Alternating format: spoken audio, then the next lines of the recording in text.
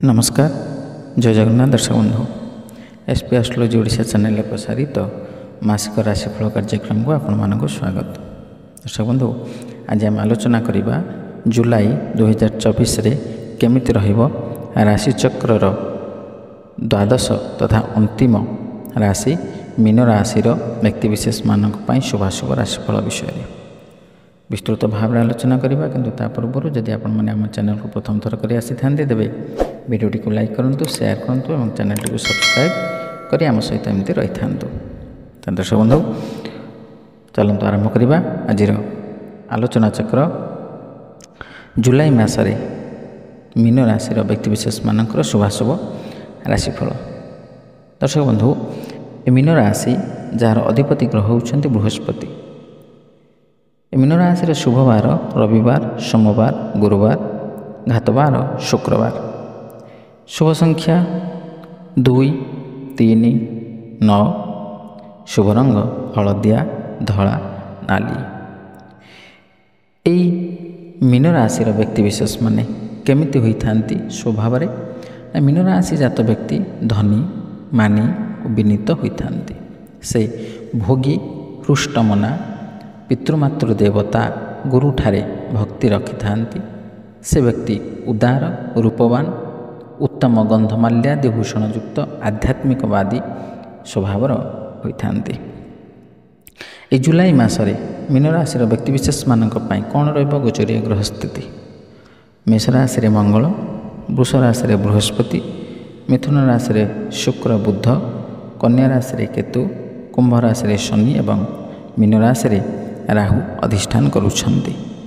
एही गोचरीय ग्रह स्थिति को नजर रखी आमे मासिक राशिफल यह विचार करिपरिबा जे जुलाई मासर मासिक राशिफल 2024 पूर्वानुमान करिछि जे एही मास मीन राशिर लोकंक पई मध्यम धरणर हेबार संभावना रही अछि। एही मासरे आपनको आपणकर आर्थिक स्थिति एवं स्वास्थ्य उपर विशेष ध्यान देबाकू पड़िबो। कारण आपनको एही दुईटी क्षेत्र रे किछि असुविधार सामना करने पड़ पारे। मास सारा द्वादश घरे बकरी शनि केवल आपण खर्च को बढ़ाइबे नहीं बरं आपण स्वास्थ्य समस्या बढ़ाइबारे मध्य एक गुरुत्वपूर्ण भूमिका ग्रहण करिवे। आपण स्वास्थ्य रे उन्नति आनिबा पई आपण प्रत्येक मुहूर्त रे प्रस्तुत रहिबाकू पड़िबो। द्वितीय घरे मंगल आर्थिक लाभ देवे किंतु कथारे आक्रमणात्मक वृद्धि करिपारे जहाँ संपर्क मध्य तिक्तता सृष्टि करिपारे। पारिवारिक जीवन में सुख एवं शांति रहिबार संभावना अछि। समय आसिबो एवं भाई और भौणी मध्य प्रेम संपर्क रे तीव्रता रहिबो। जने बंधुंक साहाय्य आपणकर प्रेम जीवन आहुरी रोमांचकर हो पारे। विवाहित लोक माने चैलेंज रे सम्मुखीन हो पारंती एवं आपणकर जीवन साथी को बुझिबारे किछि भूल बुझावणा हो पारे जहाँ संदेहर कारण हो पारे। छात्र छात्री मानकर आत्मविश्वास वृद्धि पाइब कारण आपण शिक्षा रे भल फलाफल पाइबे। कार्यरत लोकंक पई यह मध्य भल समय हब एवं आपणकर अभिज्ञता और कौशलर फलस्वरूप आपण चाकरी रे सकारात्मक फलाफल पाइबे। व्यवसाय करुवा लोक माने मध्य भल फलाफल पाइबे किंतु सावधान होबार आवश्यकता थाई पारे कारण व्यवसाय सहभागी मानक सहित भूल बुझावणा होई पारे। दर्शक बंधु ये तो थिला समस्त ग्रह मानकर गोचरीय अनुसार फल किंतु जो दुईटी मुख्यतः भाव ग्रह को नहीं आम विचार करिथांती राशिफल से दुईटी ग्रह होउछन्ति बृहस्पति और शनि। प्रथम जदि आम बृहस्पति कथा आलोचना करबा तबे बृहस्पति होउछन्ति आपन राशि पई तृतीयस्थ। बृहस्पति गोचर अनुसार द्वितीय पंचम सप्तम नवम और एकादश स्थान रे अत्यंत शुभ फल प्रदान करिथांती। किंतु जेहेतु आपन राशि पई बृहस्पति तृतीय स्थान रे तेणु मध्यम फल प्रदायक हेबे मध्यम शुभ फल प्रदायक। बृहस्पति होउछन्ति धन धान्यर कारक विद्या बुद्धिर कारक यश कीर्तिर कारक आध्यात्मिकतावादीर कारक ଆୟ ବୃଦ୍ଧିର କାରକ।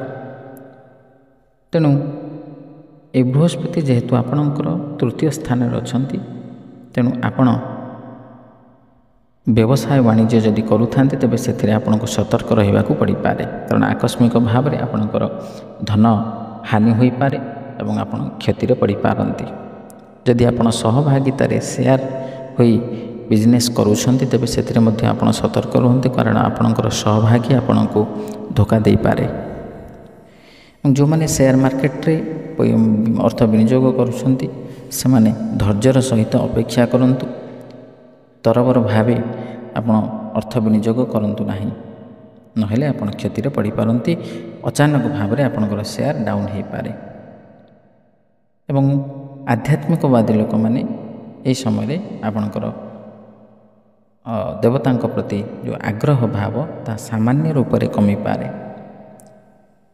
ଏବଂ ବିଦ୍ୟାର୍ଥୀମାନେ ପାଠପଢ଼ା କ୍ଷେତ୍ରରେ ଭଲ ଫଳାଫଳ ପାଇପାରନ୍ତି, କିନ୍ତୁ ଚେଷ୍ଟା କରିବାକୁ ନିଶ୍ଚିତ ଭାବରେ ଆପଣଙ୍କୁ ପଡ଼ିବ, କାରଣ ଚେଷ୍ଟା କଲେ ହିଁ ଆପଣ ଭଲ ଫଳ ପାଇପାରିବେ। ଏକାଗ୍ରତା ବଢ଼ାଇବା ଦରକାର, ଆପଣଙ୍କର ସ୍ମରଣ ଶକ୍ତିକୁ ବୃଦ୍ଧି କରିବା ଦରକାର। ଦ୍ୱିତୀୟରେ ଯଦି ଆମେ ଶନିଙ୍କ କଥା ଆଲୋଚନା କରିବା, ତେବେ ଶନି ବର୍ତ୍ତମାନ ଆପଣଙ୍କ ରାଶି ପାଇଁ ଦ୍ୱାଦଶସ୍ଥ। ତେଣୁ ଶନି ଗୋଚରୀୟ ସ୍ଥିତି ଅନୁସାରେ ତୃତୀୟ, ଷଷ୍ଠ, ଦଶମ ଏବଂ ଏକାଦଶ ଏହି 4ଟି ସ୍ଥାନରେ ଶୁଭଫଳ ପ୍ରଦାନ କରିଥାନ୍ତି। ଯେହେତୁ ଶନି ଆପଣଙ୍କର ଦ୍ୱାଦଶ ଘରେ ଅଛନ୍ତି ଏବଂ ଶନି ସପ୍ତାହ ମଧ୍ୟ ଆପଣଙ୍କର ରାଶି ପାଇଁ ଲାଗୁ ହେଉଛି, ତେଣୁ ଶନି ସପ୍ତାହ ଶନି ଯେଉଁ ରାଶିରେ ଅବସ୍ଥାନ କରିଥାନ୍ତି ତା'ର ପୂର୍ବ ରାଶି, ସେ ରାଶି ଏବଂ ସେ ତା'ର ପରବର୍ତ୍ତୀ ରାଶିକୁ ଲାଗୁ ହୋଇଥାଏ। ଶନି ଯେହେତୁ ବର୍ତ୍ତମାନ କୁମ୍ଭ ରାଶିରେ ଅଧିଷ୍ଠାନ କରୁଛନ୍ତି, ତେଣୁ ଆପଣ ମୀନ ରାଶି ବ୍ୟକ୍ତିଙ୍କ ପାଇଁ ମଧ୍ୟ ଶନି ସପ୍ତାହ ଲାଗୁ ହେବ, ଯାହାଫଳରେ କି ଆପଣ କର୍ମକ୍ଷେତ୍ରରେ ନିଶ୍ଚିତ ଭାବରେ ଅବନତି କରିବେ। ଆପଣଙ୍କର କର୍ମକ୍ଷେତ୍ରରେ ଆପଣଙ୍କର ହାନି ହୋଇପାରେ। ଆପଣଙ୍କର କାର୍ଯ୍ୟଦକ୍ଷତାକୁ କେହି ଗ୍ରହଣ କରିବେ ନାହିଁ। ଉଚ୍ଚପଦସ୍ଥ କର୍ମଚାରୀଙ୍କ ଠାରୁ ଆପଣ ଅପମାନିତ ହୋଇପାରନ୍ତି, ନିର୍ଯାତିତ ହୋଇପାରନ୍ତି। କର୍ମହାନିର ମଧ୍ୟ ଯୋଗ ସୃଷ୍ଟି ହୋଇପାରେ ଏବଂ ନୂତନ ଭାବରେ ଯେଉଁମାନେ କର୍ମ ପ୍ରାପ୍ତ ନିମନ୍ତେ ଚେଷ୍ଟା କରୁଛନ୍ତି ସେମାନଙ୍କ ପାଇଁ ଏ ସମୟଟି କ୍ରିଟିକାଲ୍ ହୋଇପାରେ ଏବଂ ଚାକିରି ପାଇବା ପାଇଁ ବିଳମ୍ବ ଘଟିପାରେ। ଏହି ସମୟ ମଧ୍ୟରେ ଆପଣଙ୍କର ମାନସିକ ସ୍ଥିତି ଅସ୍ଥିର ରହିବ। ମାନସିକ ପୀଡ଼ା, ଶାରୀରିକ ଯନ୍ତ୍ରଣା, ଦ୍ରବ୍ୟ ନଷ୍ଟ ଏବଂ ଚୌର ଭୟ, ଶସ୍ତ୍ର ଭୟ ଏ ସମସ୍ତ ପ୍ରକାରର ଅଶୁଭ ଫଳ ଆପଣ ପ୍ରାପ୍ତ କରିପାରନ୍ତି, ଯେହେତୁ ଶନି ସପ୍ତାହ। ତେଣୁ ଦର୍ଶକ ବନ୍ଧୁ, ଏ ଯେଉଁ ଶୁଭ ଏବଂ ଅଶୁଭ ମିଶ୍ରିତ ଫଳ ବିଷୟରେ ଆମେ ଆଲୋଚନା କଲେ, ଏହି ଅଶୁଭ ଫଳକୁ ପରିତ୍ୟାଗ କରି ଶୁଭ ଫଳ ପ୍ରାପ୍ତ କରିବା ନିମନ୍ତେ ଆମେ କେତେ ଗୁଡ଼ିଏ ପ୍ରତିକାର ବିଷୟରେ ମଧ୍ୟ ଆଲୋଚନା କରିବା। ସେ ପ୍ରତିକାର ଗୁଡ଼ିକ ହେଉଛି, ଆପଣ ଦକ୍ଷିଣକାଳୀଙ୍କୁ ଦର୍ଶନ କରନ୍ତୁ କିମ୍ବା ପୂଜା ଅର୍ଚ୍ଚନା କରନ୍ତୁ, କିମ୍ବା ମା ତାରାଙ୍କୁ ମଧ୍ୟ ଆପଣ ଦର୍ଶନ କରିପାରିବେ। ଏବଂ ଓಂ ବ୍ଲୁଂ ବୃହସ୍ପତୟେ ନମଃ ଏ ମନ୍ତ୍ରକୁ ଆପଣ ସ୍ନାନ ପରେ ଜପ କରିପାରିବେ। ଶନି ସପ୍ତାହ ନିମନ୍ତେ ପ୍ରତିକାର, ଯାହାକି ଆପଣ ପ୍ରତ୍ୟେକ ଦିନ ସ୍ନାନ ପରେ ହନୁମାନ ଚାଳିଶା ପାଠ କରନ୍ତୁ। ଯେତେ ଅଧିକ ଥର ପାଠ କରିପାରିବେ ସେତେ ଶୁଭ ଫଳ ଆପଣ ପ୍ରାପ୍ତ କରିବେ। ଏବଂ ପ୍ରତ୍ୟେକ ମଙ୍ଗଳବାର ଏବଂ ଶନିବାର ହନୁମାନ ଦର୍ଶନ କରନ୍ତୁ। ଗୋଟେ ରାଶି ତେଲର ଦୀପ ହନୁମାନଙ୍କୁ ଅର୍ପଣ କରନ୍ତୁ ଏବଂ ପ୍ରତିଦିନ ଦୁର୍ଗା ଚାଳିଶା ପାଠ କରନ୍ତୁ। ଏସବୁ ପ୍ରତିକାର କରିବା ଦ୍ୱାରା ଆପଣ ନିଶ୍ଚିତ ଭାବରେ ଦେଖିବେ ଶୁଭ ଫଳ ପ୍ରାପ୍ତ କରିବେ। ଦର୍ଶକ ବନ୍ଧୁ, ଆଶା କରେ ଭିଡ଼ିଓଟି ଭଲ ଲାଗିଥିବ। ଯଦି ଭଲ ଲାଗିଛି ତେବେ ଭିଡ଼ିଓଟିକୁ ଲାଇକ୍ କରନ୍ତୁ, ସେୟାର କରନ୍ତୁ ଏବଂ ଚ୍ୟାନେଲଟିକୁ ସବସ୍କ୍ରାଇବ୍ କରନ୍ତୁ ଏବଂ ଆପଣଙ୍କର ସୁଚିନ୍ତିତ ମତାମତ ଦେବାକୁ ଜମା ଭୁଲନ୍ତୁନି। ତାହେଲେ ଆଜି ପାଇଁ ବିଦାୟ ଦିଅନ୍ତୁ। ରହିଲି, ନମସ୍କାର, ଜୟ ଜଗନ୍ନାଥ।